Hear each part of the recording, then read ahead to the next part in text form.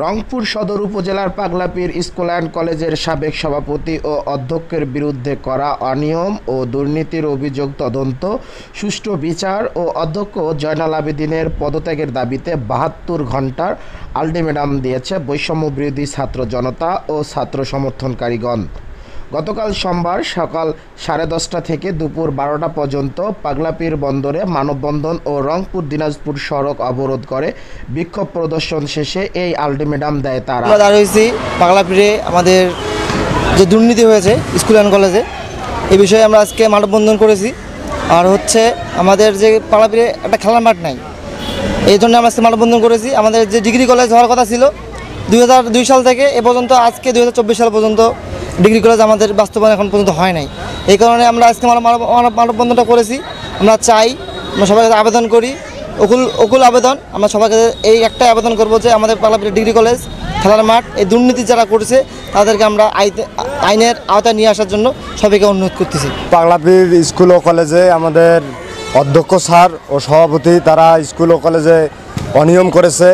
তারা নিয়োগ বাণিজ্য করেছে 1,09,00,000 টাকা, প্লাস স্কুলের উন্নয়ন ফান্ডের টাকা তারা অহেতুক কাজ দেখিয়ে, ছোট কাজ দেখিয়ে, রং করা দেখিয়ে, ড্রেন পরিষ্কার দেখিয়ে হাজার হাজার কোটি টাকা তারা অনিয়ম করেছে। আমরা দাঁড়াইছি মূলত এই বিচারের আওতায়, তাদেরকে যেন আনা হয়।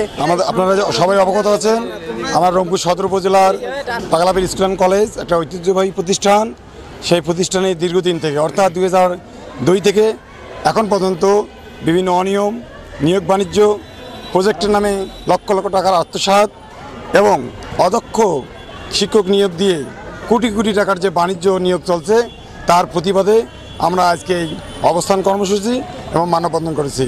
আমাদের প্রধান দাবিগুলো হচ্ছে, দীর্ঘদিন থেকে আমাদের একটা প্রতিষ্ঠানের খেলার মাঠ দরকার।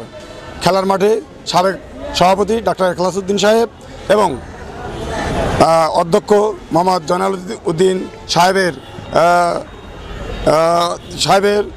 ক্ষমতার অপব্যবহার করে আমাদের খেলার মাঠে দোকানপাট বসিয়ে অবৈধভাবে কোটি কোটি টাকা ইনকাম করতেছে।